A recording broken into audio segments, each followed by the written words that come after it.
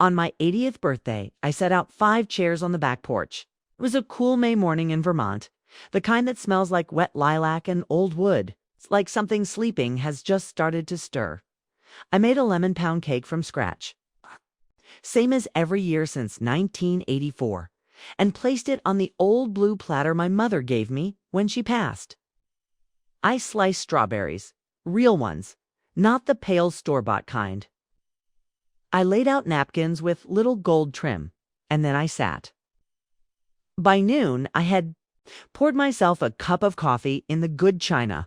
By 3, the whipped cream had melted into the cake. And by 7, I knew. I'm Eleanor Quinn. I'm 80 years old. And that was the moment I knew I wasn't waiting anymore. Subscribe and tell me in the comments where you're watching from. Thanks. It wasn't the first time they forgot, but it was the first time I stopped making excuses for them. No flu, no traffic, no work emergency. Just silence. Like I'd become a blurry picture no one could make out anymore. I signed the will that afternoon. I left most of it to the Historical Society and the rest to a small literacy fund I helped start back in '97. The lawyer, Mr. Halvorson, had been waiting on me to decide. I'd kept holding off, thinking maybe my children would remember who I am, but they didn't come. Not Laura with her clipped little texts and strained voice. Not Matthew, who hadn't looked me in the eye since his divorce. It's not even a call. 8 decades of living, and I couldn't get a voicemail. I think what hurt most was how unsurprising it was.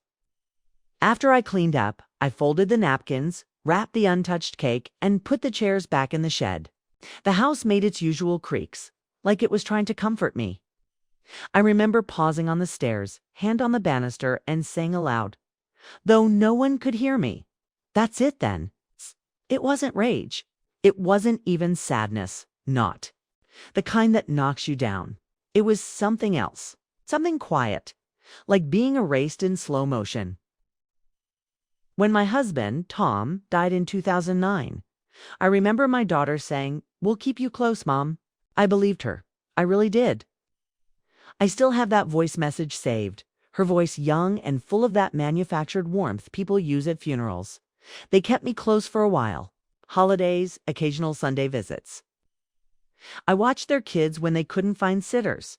I paid for braces, covered rent when jobs got lost, and even bailed Laura's husband out of a small tax mess he got into, though I never told her. I knew it was gambling. And maybe that was my mistake. Always doing, never asking.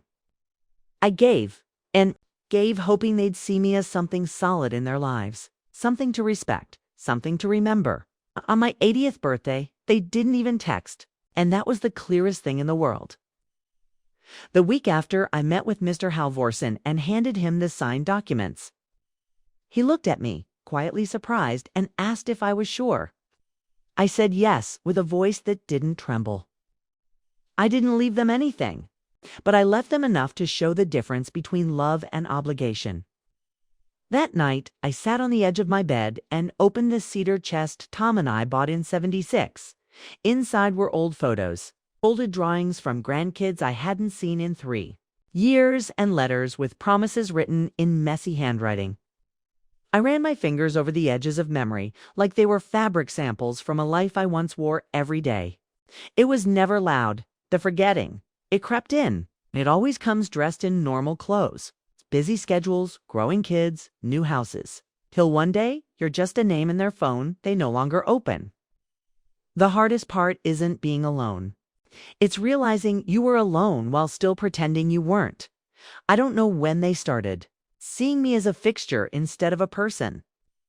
Maybe after Tom died and I stopped having something they needed. Or maybe it happened slowly as they built lives where I didn't fit. Either way, I stopped knocking on that door. I don't think they meant harm. That's the part that breaks you in a different way. Harm I could understand. But this was something softer, more cowardly. A forgetting born not of anger but of convenience. There's an ache that comes from being made invisible in the very family you've built with your own hands. Not all at once, but one missed call, one canceled visit, one silence at a time. That ache lives in the quiet moments. It's the ones where you cook too much food, leave the porch light on, and glance at the phone before bed. And on May 14th, 2025, at exactly 7:03 p.m., that ache became a boundary. So I signed the papers, and I didn't cry. I just folded the napkin that had sat under my coffee mug and placed it gently in the laundry pile. The house was still. Outside, the lilacs breathed against the window, and I felt for the first time in years the space around me widen. I didn't lose them that day. Simply stopped pretending they hadn't already left. When you spend your whole life giving, you don't notice what you're losing until your hands are empty. And even then, you look down and wonder if maybe you just dropped something. I was 23 when I had Laura. I still remember the way the sun came in sideways through the hospital blinds that morning, lighting up her little face like a lantern underwater. I was exhausted, stitched, and sore. And yet when they handed her to me, I swore I felt new instead of broken. That's the funny trick of motherhood. It turns every pain into purpose. Or at least it did for me. Matthew came 3 years later in the fall of '71. That year we couldn't afford a proper nursery, so we moved Tom's desk into the garage and turned the spare room into something soft and warm and filled with cloth animals I sewed by hand. He had colic that winter and screamed like his tiny lungs were trying to tell the world he was here. Tom would groan and pull the pillow over his ears, but I walked. I walked the hall with Matthew in my arms until my knees went numb and my back seized up. I never once wished for sleep more than I wished for that boy to find peace. In those years, I was always tired and always full at the same time. Laura would sit at the kitchen table with her crayons while I made spaghetti in a hand-me-down pot with a bent handle. Tom worked late at the plant, so dinner was often just me and the kids, folding laundry between bites and checking homework with tomato sauce on my sleeve. I clipped coupons, made birthday cakes from scratch, and packed lunches with little notes that said things like, "I believe in you, and you've got this, superstar." I kept every school project, even the crumpled ones they tried to toss out. Somewhere in that cedar chest, there's a macaroni owl Laura made in 2nd grade, with googly eyes slightly crooked. That little owl survived 6 moves and 1 basement, flood, and still smells faintly of glue. When Tom lost his job in '79, we tightened everything. I started cleaning houses in the evenings, sometimes walking 2 miles in the snow to get to Mrs. Danner's place before her bridge group came over. I'd scrub toilets and polish silver, then come home and set up the coffee for Tom's early morning shift at the factory. He finally landed. He never liked to talk about those months, said it made him feel like less of a man, but I never thought that. I just wanted us to stay afloat. I wanted the kids to feel normal. We did okay. Laura made honor roll most years. Matthew struggled a bit more. He had a restless spirit, like he never quite fit inside his own skin, but he had a good heart. I defended him to every teacher who labeled him disruptive. I knew he was more than his outbursts. He just needed space and love. And I gave both, sometimes at the cost of my own quiet. There was a time I thought they saw me, not just as mom, but as someone with blood and breath of her own. I remember once when Laura was 16, I heard her brag to a friend that her mother made the best chicken pot pie on earth. I made it that night and she rolled her eyes like she hadn't said it. But I saw her eat every bite slowly. When Tom got sick, really sick, in 2005, everything stopped. We'd just retired the mortgage and were finally planning our trip to Glacier National Park. I'd kept the pamphlets in a drawer for years. But the diagnosis came quick and cruel, and by Christmas, he couldn't walk without help. I became a caregiver again, but this time with less hope and more silence. The kids came when they could, at first at least. But life gets busy, I know. Jobs, kids, flights. They tried, and I told myself it was enough. I told myself their visits, however short, still meant they cared. But there were nights, long nights, where I'd sit beside Tom in the dark and hold his hand while the oxygen machine clicked its quiet rhythm. I'd count how many days it had been since Laura called, since Matthew sent a message. I never said anything aloud. Never wanted them to feel guilt. I just wanted them to remember who we were, who I was. After Tom passed in 2009, the house grew. Impossibly quiet. I kept it running. Kay mowed the lawn, changed the furnace filter, and paid the taxes on time. I made birthday cards for the grandkids and sent Amazon gift cards when they got old enough to roll their eyes at toys. I knitted scarves for each of them one winter. Took me 4 months. Never saw a single photo of them wearing them. Still, I stayed kind. "That's what I promised, Tom.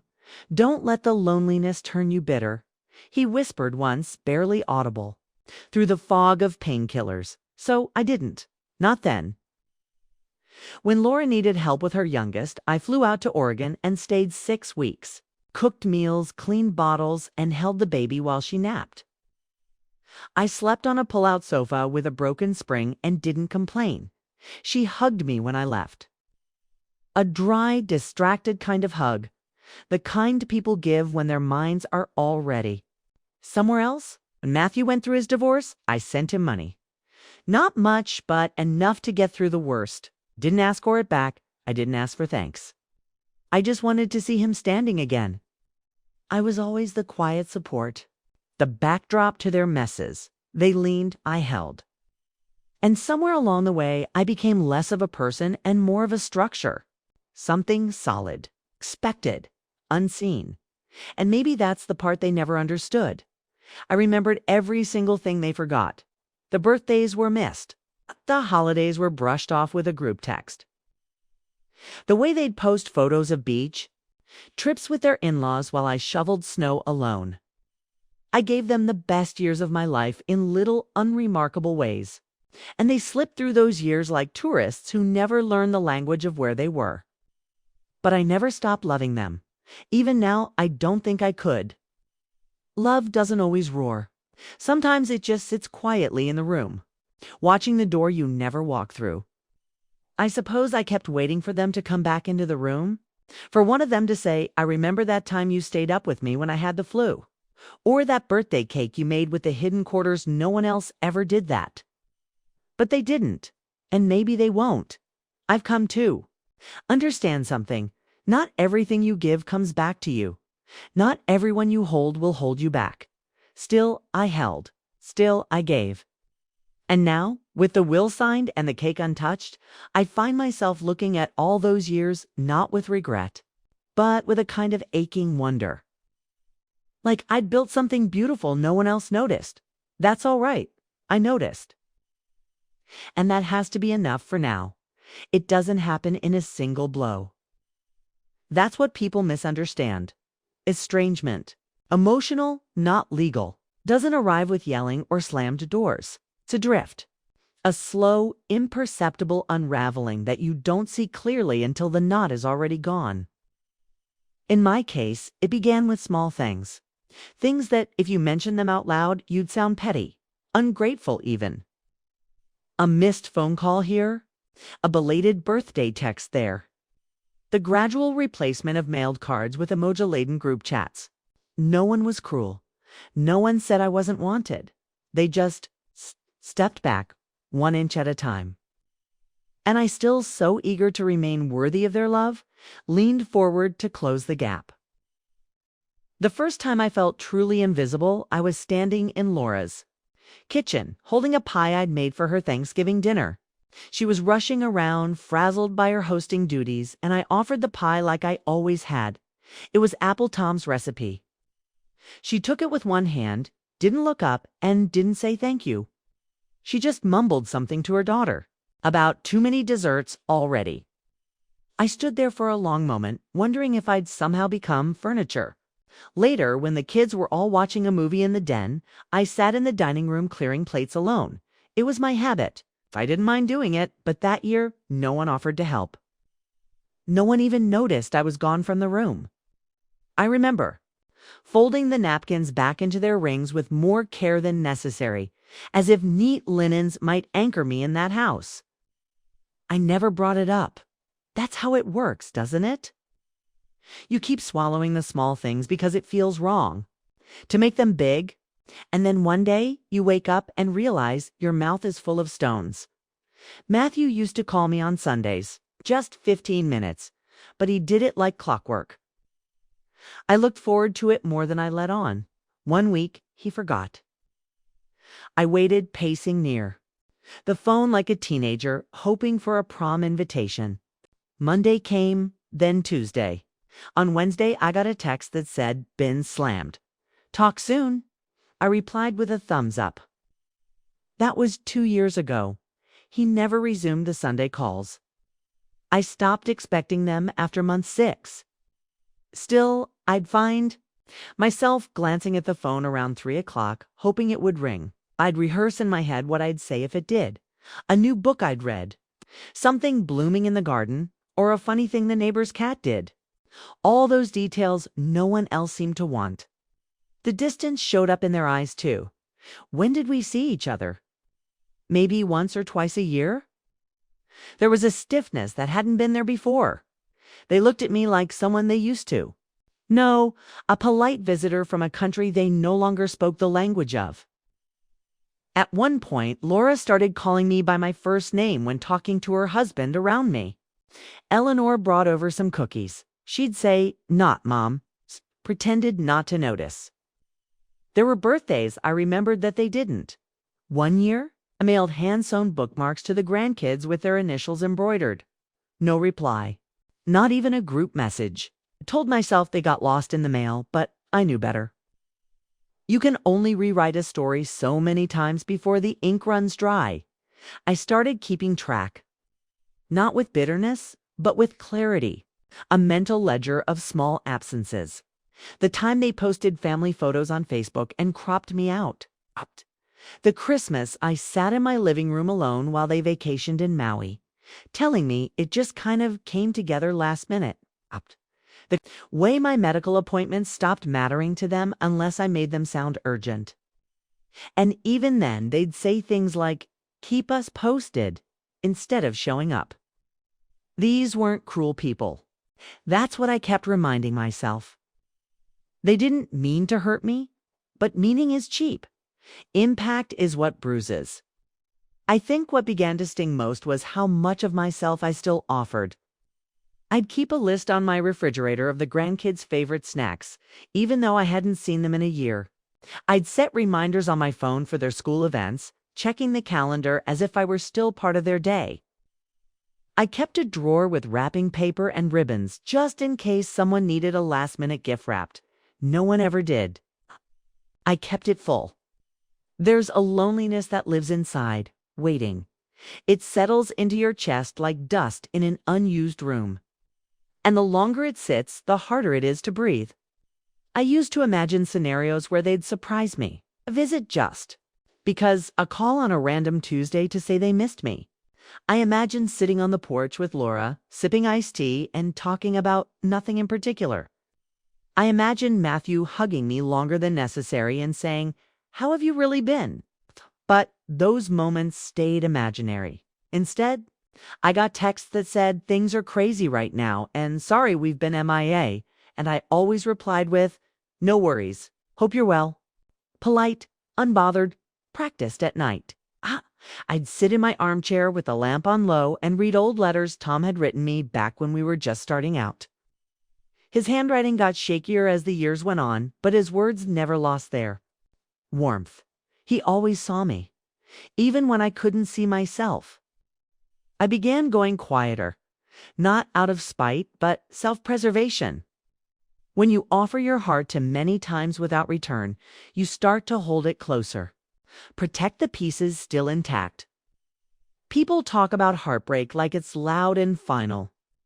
But for me, it was soft and steady, like a faucet that never fully shuts off. A constant drip of being overlooked, misunderstood, and left out of the photos, the plans, and the stories. I still made the pound cake every May, still wrapped gifts just in case. I still bought extra shampoo when I saw Laura's brand on sale, even though she hadn't stayed over in years. That's the part they never seemed to understand. I never needed grand gestures, just signs that I mattered, that my presence was more than a convenience or a duty or a box to check off around the holidays. But the signs didn't come. And slowly I stopped asking for them. There's a quiet that settles in your bones when you realize you've become optional. I carried that quiet with me for years. Into every room, every season, every small celebration. Spent alone, but even silence has its limit. Even the most patient heart eventually turns the lock. And though I didn't know it then, the final line, the one that would change everything, was already beginning to draw itself in the dark. I just hadn't seen it yet. 'Twas the bank that told me. A Tuesday in September, warm for the season, with that strange golden light that always made the maple leaves seem like they were holding their breath. I'd just returned from the market with a carton of eggs, a bouquet of yellow asters, and a pint of that good blueberry yogurt they only stock this time of year. My neighbor's cat, Murphy, had followed me to the porch like he sometimes did, rubbing against my leg as I balanced the bags on my hip. I wasn't expecting anything unusual, just a routine call, the kind that should have taken 2 minutes. But then the woman on the line, Kay, polite voice, maybe mid-30s, with the rehearsed tone of someone trained to deliver news softly, asked if I could verify a recent withdrawal. $5,000. I blinked at the calendar on the fridge. I hadn't touched that account since June. I only ever used it for emergencies, repairs, co-pays, unexpected things. I asked her to read the details again, thinking maybe she was mistaken, but she wasn't. It had been transferred online. Authorization. From a device that wasn't mine. A new routing number. And the name listed on the joint access. Laura Quinn Hartley. I stood there for a long time after the call ended. Not angry, not yet. Just frozen. It's the kind of stillness that feels like the first second after a car crash. When the world hasn't caught up to the impact yet, I went to my desk. Keep all my documents there, filed neatly in labeled folders. Tax returns, home insurance, birth certificates. I pulled the file marked banking. The joint account had originally been set up when Tom was sick. He wanted to make sure someone could help me if anything happened. Was always thinking ahead. Like that. After he passed, I'd left Laura on the account, trusting it would give her access in case of emergency. She'd never touched it until now. I thought maybe she'd meant to ask. Maybe something urgent had come up. But $5,000 isn't a small mistake. It's a decision. It's a boundary crossed with both feet. I didn't call her right away. Instead, I made tea. Sat on the porch in my cardigan. Kai watched the sun fold itself behind the hills, while Murphy leapt up beside me and curled into a striped comma. I ran through the possibilities. I thought of every generous reason someone might take something without asking. But none of them settled right. They fluttered like excuses but never landed as truth. The next morning, I checked the rest of my accounts slowly, methodically. There were other transactions. Small ones, recurring ones. Subscriptions I didn't recognize. A gym membership in Portland. Meal delivery in California. Names I didn't know. Charges I didn't approve. It wasn't just Laura. Matthew had access to a different account. One I'd set up years ago to help him during the divorce. I never revoked his online privileges. I'd trusted them both. Trust, it turns out, has no defense against quiet greed. I didn't cry. That surprised me. What I felt was heavier than tears, something closer to grief, but not for the money. I grieved the version of them I'd been holding on to. The version that needed me, respected me. The person I cooked for, prayed for, and forgave without condition. The children I believed I knew. I waited 3 days before I said anything. Wrote 2 emails, deleted both. Started a text, never sent it. What would I even say? That I saw the truth now? That the floor had fallen through? Instead, I called the bank again, changed the authorizations, closed the old accounts, set new passwords. I sat with a young woman at the branch downtown. Her hair was in a tight bun, and her tone was firm but kind. And I signed every form with a hand that didn't shake. When it was done, I walked out, into the parking lot, and stood there with my keys dangling from my fingers, unsure whether to laugh or scream. But I did neither. I just drove home, slowly, windows down. Breathing in the early signs of fall, I didn't even notice the money was gone. Not right away. Weeks passed. I kept silent. I listened as Laura told me over the phone about her home renovations and how expensive everything had become. I murmured agreement, my throat dry. Matthew mentioned investing in some startup his friend had pitched to him. It's all about timing, he said. You have to move fast these days. I nodded, letting him believe I was still in the dark. I watched them both perform their lives like everything was fine, as if nothing had shifted. As if I were still the old woman who sent birthday cards and offered gas money. They didn't know I knew. And that gave me more power than I'd ever had. The betrayal wasn't in the money. Not really. It was on the assumption that I wouldn't find out. That if I did, I wouldn't do anything. That I'd swallow this too, like all the other small abandonments they'd fed me over the years. That I'd mistaken silence for weakness. Not silence. I was learning could be sharp. Could cut deeper than a scream. After that, something in me went quiet, not defeated, resolved. I stopped offering updates about my health, stopped asking about theirs. I let texts sit unanswered. I didn't call to remind them of the first frost or the school holidays or their father's birthday, and they barely noticed. Or if they did, they didn't mention it. I started reading up on estate planning. I bought a sturdy black notebook and began writing things down in tidy cursive passwords. Notes, account numbers, and the names of charities I believed in. I added handwritten reflections between the pages.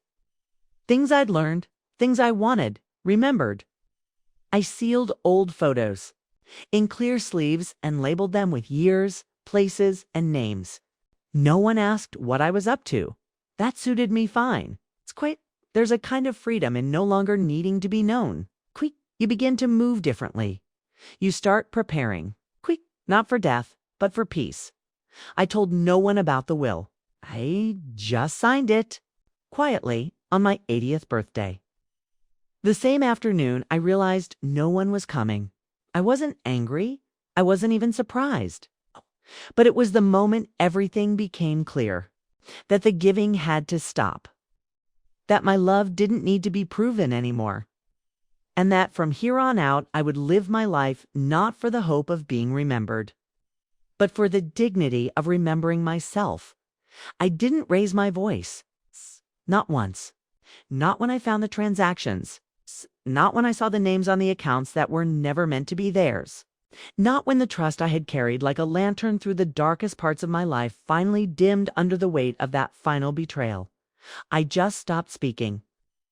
Not to the world, but to them. I went about my days the same as I always had. I watered the ferns on the porch each morning, swept the loose gravel from the front steps, and folded the laundry into tight, perfect squares. On the surface, nothing looked different. But inside, a great, slow hush had taken hold of me. Wasn't spite. That's important to say. I didn't go quiet to hurt them. I didn't plot or stew or rehearse the kind of confrontation that burns down bridges. That wasn't my way. It was more like this. After years of shouting into rooms where no one turned their head, I simply sat down. I stopped trying to be heard by those who had long stopped listening. There's a strange kind of power in withholding. Not affection, not warmth, but explanation. They didn't know I knew. Not at first. Laura still sent texts every few weeks. Surface level, rushed, and full of abbreviations. Hope you're good. Love you. I didn't respond. Not with anger, just with space. A silence big enough for her to feel if she was paying attention. Matthew called once, left a voicemail. Something about refinancing and needing advice. My heart didn't even flinch. I let the message expire without a response. Instead, I used my words for something else. I called Mr. Halvorsen, the lawyer. I asked him about options, about language, about quiet protections for women who'd spent a lifetime giving and suddenly realized the giving had become exploitation. He spoke gently. I could hear the respect in his voice. I wasn't the first mother to sit in his office with this kind of quiet in her eyes. He helped me adjust the will. Properly this time, the changes were deliberate, not vindictive. I didn't cut them out entirely. Couldn't. Not because they earned it, but because some part of me still wanted them to. No, I had once hoped that I hadn't forgotten every good thing. That love, even in its erosion, still leaves behind echoes. But I redirected most of it to causes that mattered to me. A women's shelter downtown, the literacy nonprofit I donated to since 1997. The small historical society is trying to preserve the schoolhouse where I once taught third grade. I didn't tell them about the changes. I didn't need to. Let the silence speak for me. I started moving my energy inward. Where I had once anticipated their needs, I began tending to my own. I reviewed all my accounts, revoked old permissions, canceled lingering authorizations, and shut off the spigot they'd kept open without my consent. I cleaned my inbox. I unsubscribed from noise. I turned off the little ding that used to alert me to incoming messages. Messages that mostly reminded me I was only contacted when someone needed something. Instead, I read. Whole afternoons spent in silence, save for the turning of pages and the low hum of the kettle. I reread old favorites. Books where women find their voice without needing to raise it. Books that don't center around being chosen, but around choosing. I started going to the library again. Just walking through the quiet aisles made me feel more known than I had felt at any family gathering in years. I signed up for a monthly book club. At first, I didn't speak much. But I listened, and eventually someone asked for my thoughts. I said to them, and they were heard. That mattered more than I expected. I wrote 2 letters I never mailed. Pages and pages, not to them, but to myself. I began keeping a notebook, simple and unlined. Each morning I'd write whatever came. No filter, no audience in mind. Some days were just lists of things I was grateful for. Warm socks, sturdy mugs, rain on the roof. On other days, I wrote memories. Not all happy, but all honest. It was in the writing that I first saw it clearly, that I had spent years over-explaining my love, my presence, my value. I had handed them a blueprint of how to love me back, and they had tossed it aside like junk mail. And yet, I stayed. I tried harder. I made myself easier. Till one day, I didn't. That's what the silence gave me. Came here, a way to see what I'd allowed and what I would no longer. I began to save. Not just money, energy, time, space. I learned the art of holding back. Not out of fear, but out of reverence. I stopped giving what was not asked for. I stopped offering what was not seen. And in that stillness, I began to remember myself. Not just the woman they called Mom, but the girl who once dreamed of writing a novel. The teenager who played piano in the church basement. The young teacher who stayed late to help a boy who stuttered through every line. The woman Tom had loved with a quiet fierceness, who laughed fully and loved deeply before she became someone's safety net. I saw her again and I missed her, so I started letting her back in. Not all at once, but in little sacred ways. I lit candles in the evening, not for ambiance, but for ceremony. I played Chopin on my old stereo. I took baths again, the kind where you don't rush, where you soak until your fingers wrinkle and the water goes cool. And I began saying no.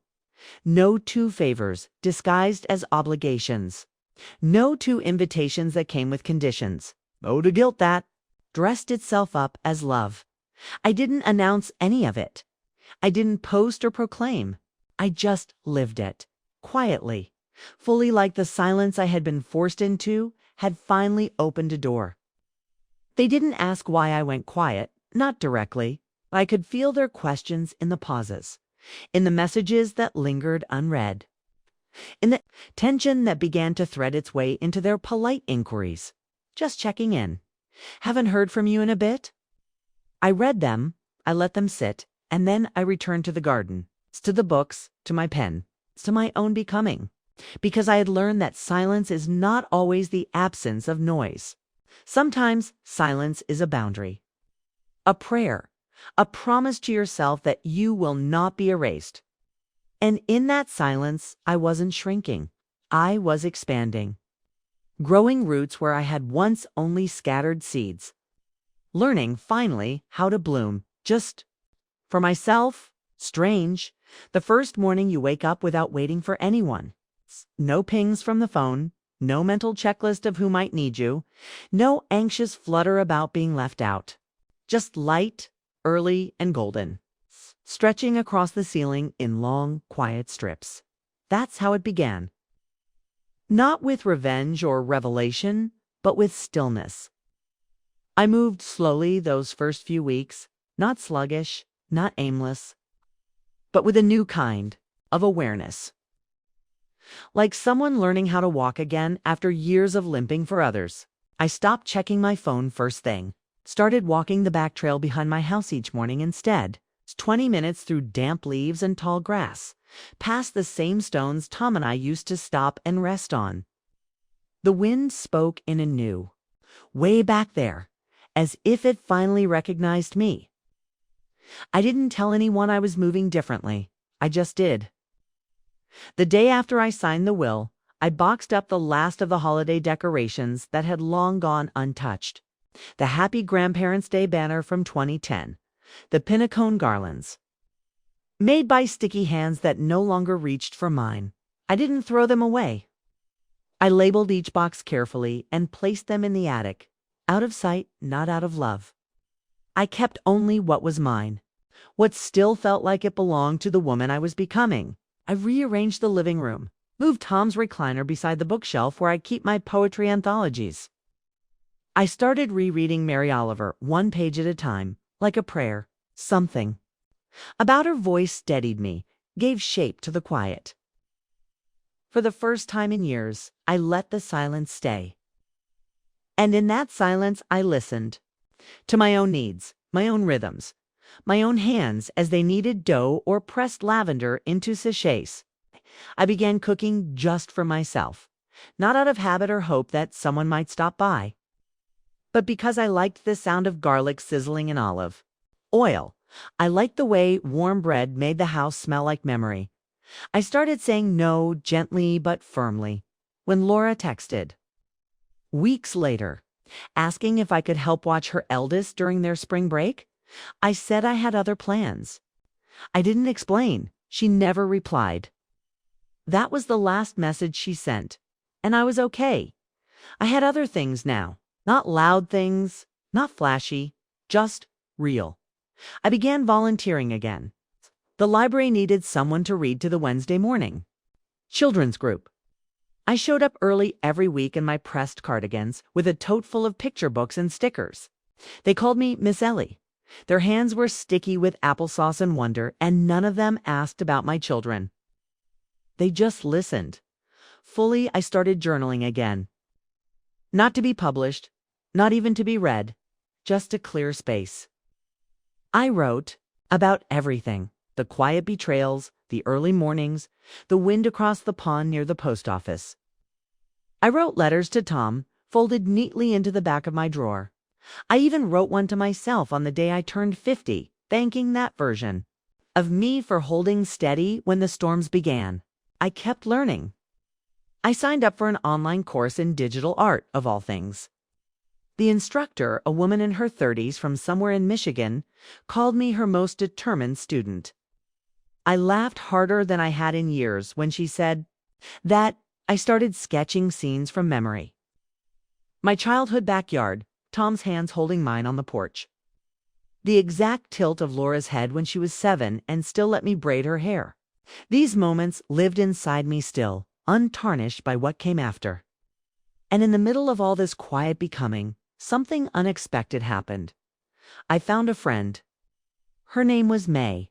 71, widowed like me, lived 3 blocks over in a house with peeling shutters and a wild garden that climbed up her fence like it didn't care about rules.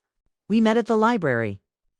She brought her granddaughter to story hour, and when the girls spilled juice all over the beanbag chairs, we both bent down at the same time with a sigh that turned into laughter. May was unlike anyone I'd known in years. Blunt in the best way, unashamed of her solitude, and fiercely interested in everything. She grew tomatoes and argued with her radio.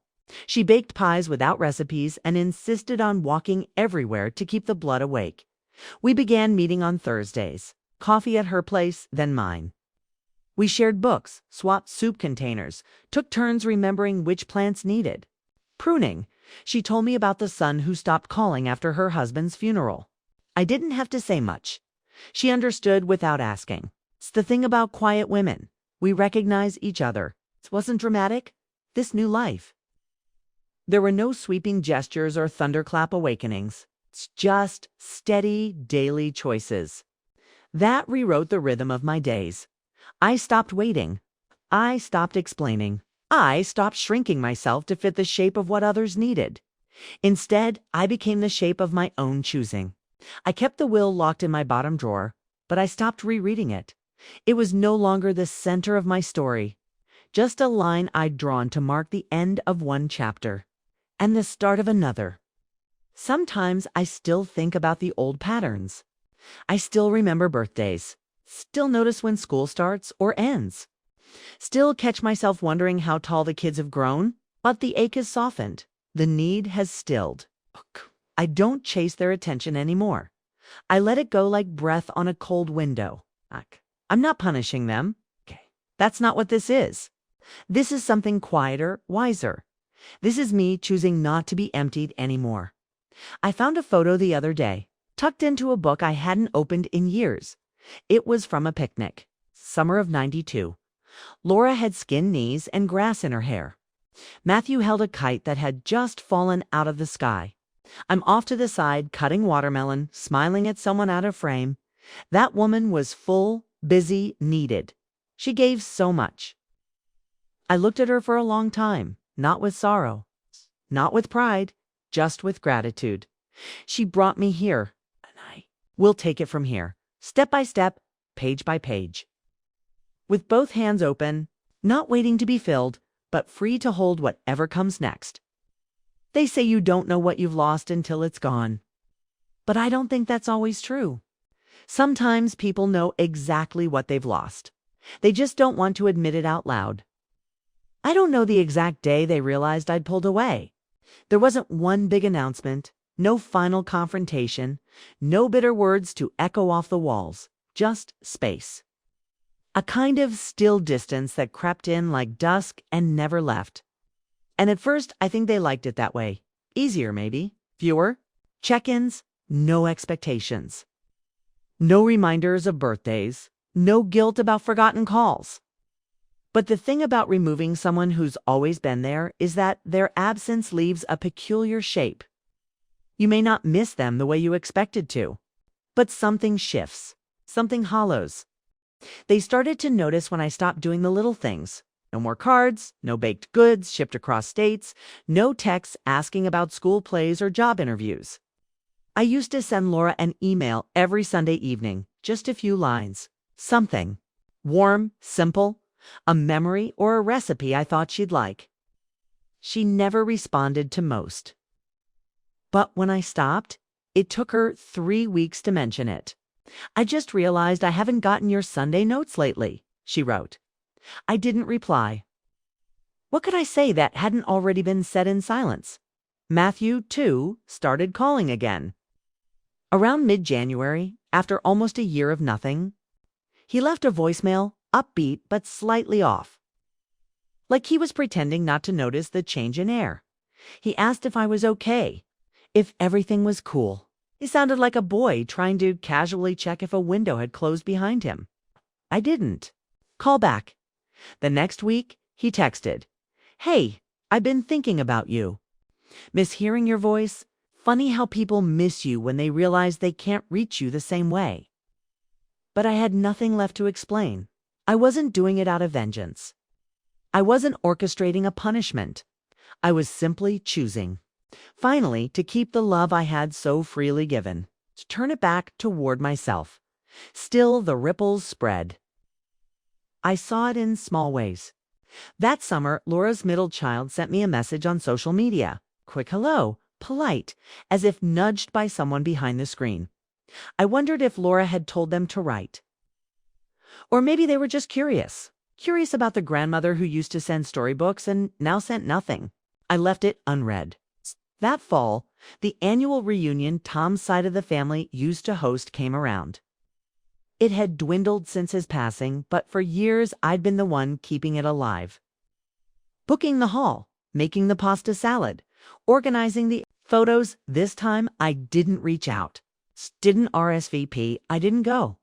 They held it anyway. I saw the photos online later. The group looked smaller.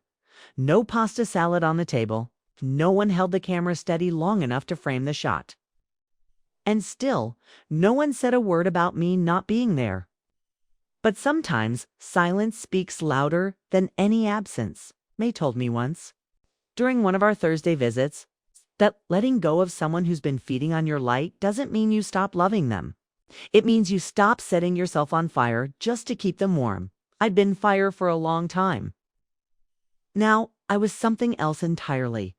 There were practical consequences, too.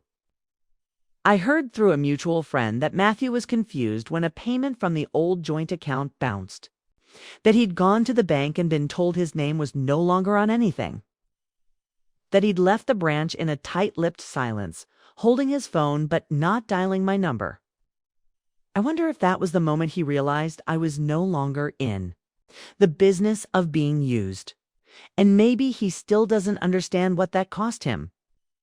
They lost the woman who remembered, who carried every story, every allergy, every hidden milestone that no one else marked. They lost the keeper of their seasons. They lost the one who knew what Laura's laugh sounded like before she got braces.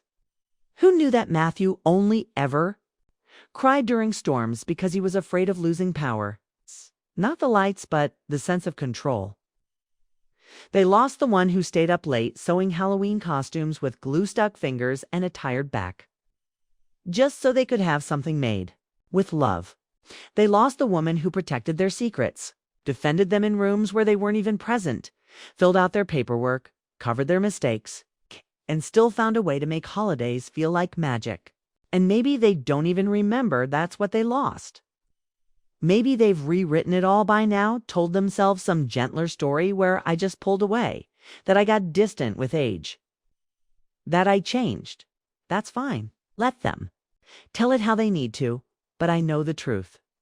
And the truth is, they lost someone who never stopped showing up, even when it hurt.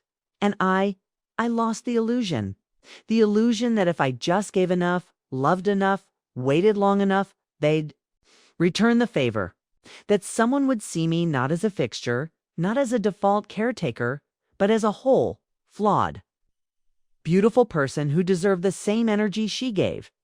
I'm not bitter. I'm not closed. But I am different. These days, the house feels lighter. I keep fewer things on the shelves, fewer expectations, too. I wake up not with the ache of being forgotten, but with the comfort of no longer needing to be remembered to feel real. I tend to my garden. The lavender is thriving. The tomatoes, stubborn as ever, need more sunlight than I can give them. But they're growing slowly. Honestly, sometimes May and I sit outside and say nothing for an hour. That kind of silence used to scare me. Now it feels like breathing. There's no one knocking on my door, and I've stopped glancing toward the road. I'm not waiting for apologies, not holding my breath for closure. They lost me. I found myself not in a dramatic way, not in a movie ending kind of way, but in small, sacred moments that belong to no one but me. Like the first spoonful of soup on a rainy day. Like the feel of sun-warmed grass under bare feet. Like the quiet certainty of a woman who finally stopped asking to be chosen. I wonder if one day they'll realize what they let go. I wonder if they'll sit across from each other at some future gathering and notice the empty seat. Notice the way the light falls slightly different without me. And maybe they'll look down at their plates. Maybe they'll taste the difference. But by then, I'll be somewhere else entirely. Not gone, just finally full. I didn't plan to write it, not that day. It was early April, one of those days where the weather shifts 5 times before noon. Sun, then rain, then a chill wind through the pine trees that felt like a reminder of something you almost forgot. I'd just returned from the post office. A brown envelope under my arm. Some pension forms. I think nothing remarkable. But as I set the envelope on the kitchen table, something nudged me. Not a voice, not even a memory. It's just a pressure. A soft but steady feeling that there was something unfinished inside me. Something still folded, like a shirt never worn. I walked to the desk, sat down, pulled out a piece of thick cream-colored stationery from the drawer, the kind Tom used. To love, I uncapped my pen and wrote, "Dear Eleanor," and then I stopped. Because for the first time in a long time, I realized I wasn't writing to Laura, or to Matthew, or even to Tom. I was writing to me, not the me I had become, steady in her silence and rooted in her solitude. No, I was writing to the woman I had been, the woman who waited. The one who made 4 kinds of pie at Thanksgiving just in case someone asked for their favorite, the one who stayed up till midnight finishing costumes for school plays, who kept her phone charged just in case a call came through at night. The one who pressed her loneliness into pillowcases, who folded it up neatly, with the laundry so it wouldn't show. I was writing to her, and the words came slow but sure. I told her I was proud of her, that she did the best she could with what she knew, that she gave more than most people even notice, that her sacrifices, though largely invisible, shaped entire lives, that her silence, her grace, her gentle endurance weren't weakness. They were an act of love. I told her I forgave her for the years she lost trying to be enough. I wrote that it wasn't her fault. It's that loving people who only know how to take is not a crime, though it can feel like a sentence. That wanting to be held doesn't make you needy. That building your life around others is a beautiful thing until it becomes a cage. I told her she was seen, even if not by the ones she raised, even if not in the ways she longed for. And I thanked her for keeping the house warm, for remembering the birthdays even when no one remembered hers, for saying yes even when her body ached for no, for carrying the stories no one asked to hear. I wrote it all in one sitting. No edits, no hesitations. When I finished, I folded the letter once, then again, then again. 3 neat creases. I pressed it between the pages of Tom's old Bible, right next to a dried leaf from our trip to Vermont in '85. I didn't plan to read it again. That wasn't the point. It wasn't meant to be kept. It was meant to be said. That night, I lit a small fire in the fireplace, just enough to warm the living room. I placed the letter on the edge of the hearth, paused, and then fed it into the flame. It curled at the corners, trembled, and then disappeared into a soft gray curl. And with it, something in me loosened. It wasn't dramatic. I didn't sob. I didn't feel reborn. But I felt clearer, like walking out of a room that had grown too tight without knowing it. In the days that followed, I noticed little shifts. I smiled at my reflection without searching for reasons. I sang to myself while sweeping the porch. I wore earrings again. Small silver hoops Tom gave me one Christmas. Back when the kids still believed in Santa, I started answering May's questions more honestly. I told her about the account, about the will, about the way my voice had become something I was finally willing to hear. She didn't interrupt. She just nodded and passed me a cup of chamomile. Like it was the most natural thing in the world to carry decades of silence in your chest. I stopped checking their pages, their posts, their timelines of curated joy. If they noticed my absence, they didn't show it. That was fine. Not cruel, just final. I understood now that love given freely still has value, even if it isn't returned. And I also understood this. You can be loyal without being a martyr. You can be kind without being consumed. You can choose peace over performance. The letter gave me that. Not the words, really, but the act of writing it. The decision to witness myself after years of waiting to be seen. It made me look around at the home I had built and feel proud again. Not for the memories, but for the endurance, the perseverance, the beauty that remains when all the noise is stripped away. I started planting again. Not just the usual herbs and hardy perennials, but vegetables, flowers, things that required patience and attention. I spent whole mornings in the dirt, humming to myself, warm in the sun. And every evening when the light grew gold and the shadows stretched long, I'd sit on the porch with a book and let the breeze pass through me. Sometimes May joined me, sometimes not. But I was never lonely, because something had shifted. I wasn't waiting anymore. Not to be called, not to be claimed, not to be chosen. I had chosen myself.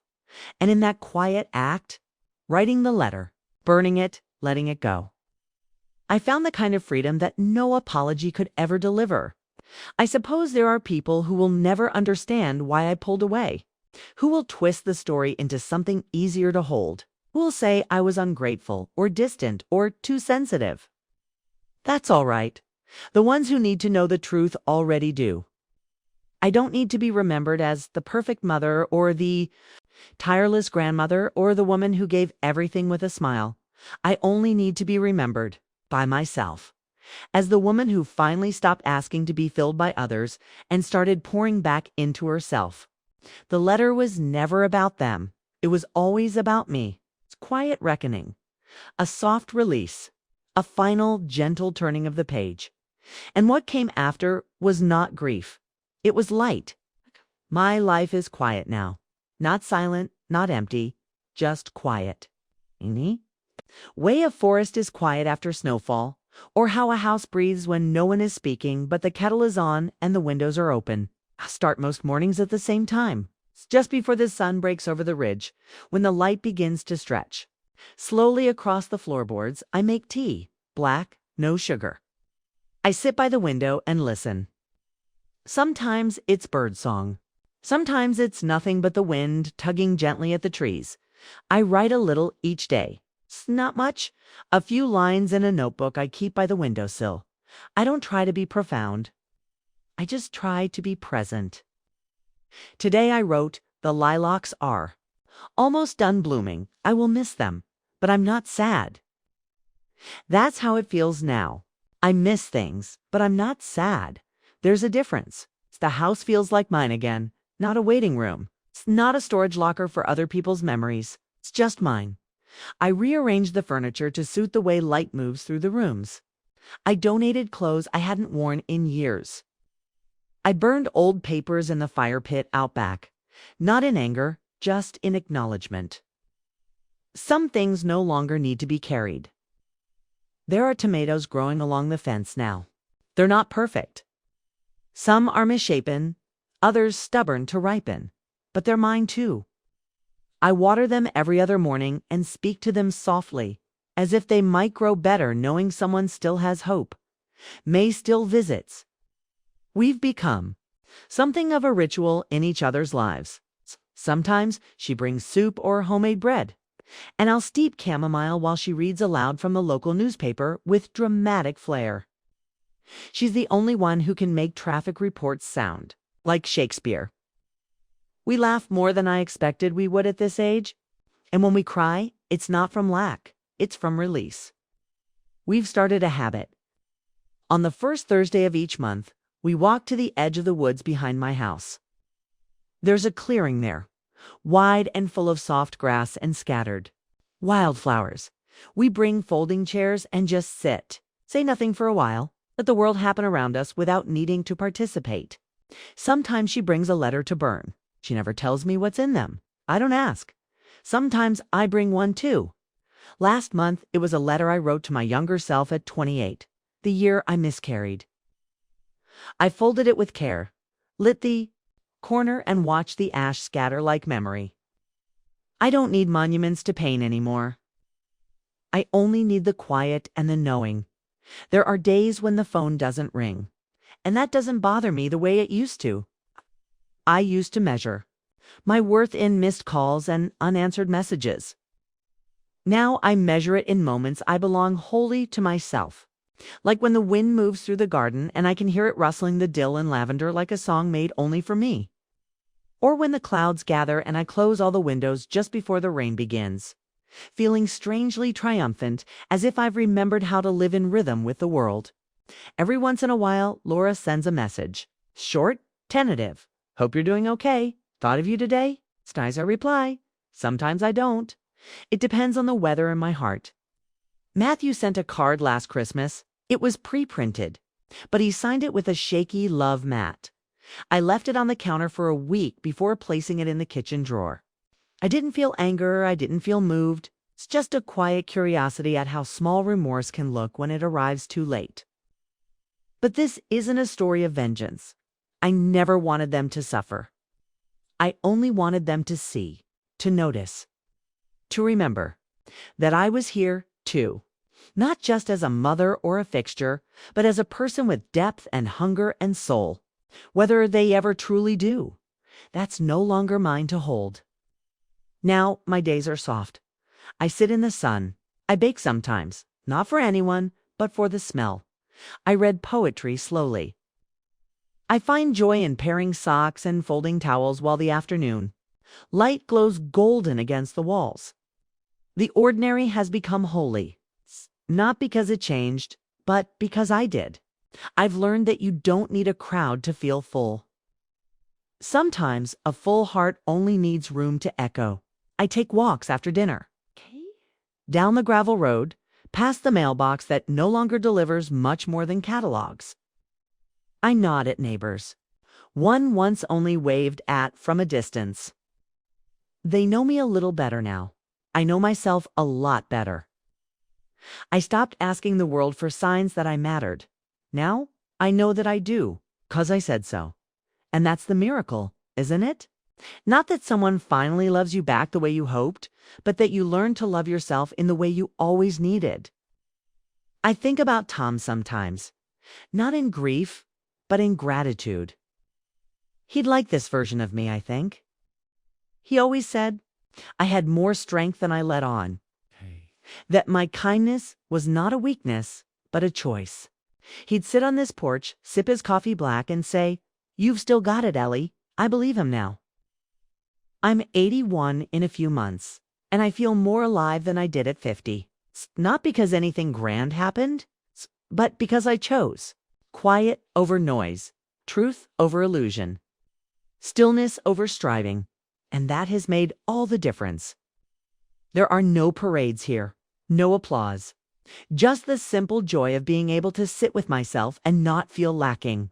Just this moment, this breath, this slow, unfolding peace. I wasn't angry. I was finally empty, and that was beautiful. When people talk about legacies, they usually mean money, property, things with price tags and deeds and lawyers attached. I suppose I used to think that way too. I used to imagine my will as something weighty, something to be read in a quiet office with solemn faces around the table, as if what I had built could be summed up in line items and distribution charts. But now I see it differently. What I leave behind will not live in bank accounts or legal documents. It won't be something someone can claim with a signature. It's the real legacy. The one I care about is quieter. It lives in spaces most people never notice. It lives in the small, the slow, the unseen. It lives in the way I used to hum while folding sheets, and how the scent of lemon oil brings back Saturday afternoons polishing the dining table Tom built with his own hands. It lives in the rhythm of soup simmering on the stove, in the way I used to press my fingers against the window pane just before the first snow, smiling like a child again. It lives in stories that may never be told. Like the day Laura came home, in tears after her first heartbreak, and I let her crawl into bed beside me, no questions asked. I just brushed her hair and told her we all survive that kind of ache once. Or the night Matthew snuck out in high school and came back shaken, silent. And I didn't scold. I just made him a sandwich and left him be. Those moments, their tenderness, their weight, will not appear in any estate inventory, but they're what I consider my true offerings. And in a way, they live inside me still, not because anyone remembered them, but because I chose to. After I signed the will, I rewrote the letter I'd attached to it. I had included one before, a standard formal message, something about distribution and final wishes. But it didn't feel right anymore. It was too polished, too cold, so I started again. This time, I wrote a different kind of letter. One not to be read aloud or notarized or handed off to a lawyer, but one meant only for those who are willing to listen, not just with their eyes, but with their hearts. I wrote it for whoever finds it one day in the back drawer of my desk, beneath the stack of worn recipe cards and faded postcards from vacations long past. It begins simply. If you're reading this, I hope you're not in a hurry. On to explain a few things. Not everything, just enough. I write about the smell of rain on dry soil, the pleasure of walking barefoot across cool tile, the importance of saying thank you even when no one hears it. I write about forgiveness, not the dramatic kind, but the ordinary. Daily forgiveness we offer others without telling them, just to make the world a little softer. I tell them I wasn't angry when I changed the will. I was simply done pouring into vessels that never held me. And that, contrary to what they may believe, that was the kindest decision I ever made for myself.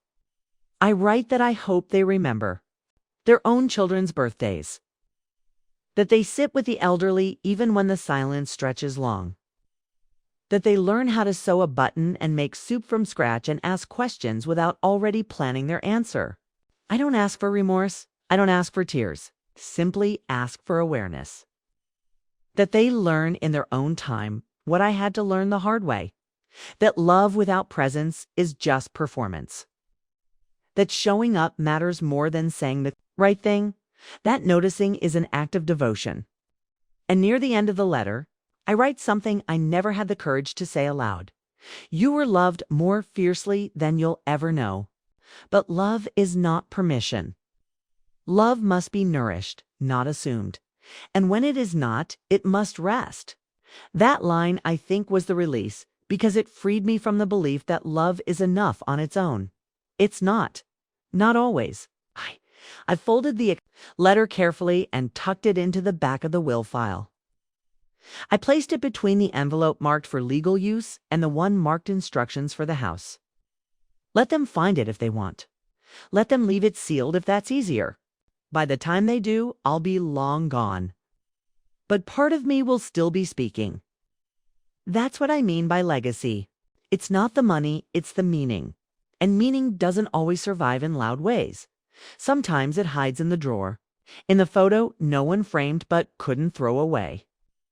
In the scent of the hand lotion I always kept in the side table. In the space I took up, not because it was given, but because I finally claimed it. My life won't be chronicled in headlines. There will be no biography, no scholarship named after me. But maybe, just maybe, someone will sit down on the porch one day and feel something familiar in the stillness. Maybe a grandchild will find an old book with my notes in the margins. Maybe someone will taste a lemon pound cake and say, "This reminds me of her." And maybe that will be enough, because I lived the best I knew how, with hands that gave and a heart that stayed open longer than it should have. I loved without guarantee. I endured without praise. And in the end, I came back to myself completely. If I could leave behind one lesson, it would be this. You are allowed to leave the table when love is no longer being served. And when you do, you will not be empty. You will be free. I live in that freedom now, in this quiet house, in this worn sweater, in this garden that doesn't ask for more than I can give. My legacy is not a fortune. It is a life reclaimed. And that, I have come to believe, is more than enough.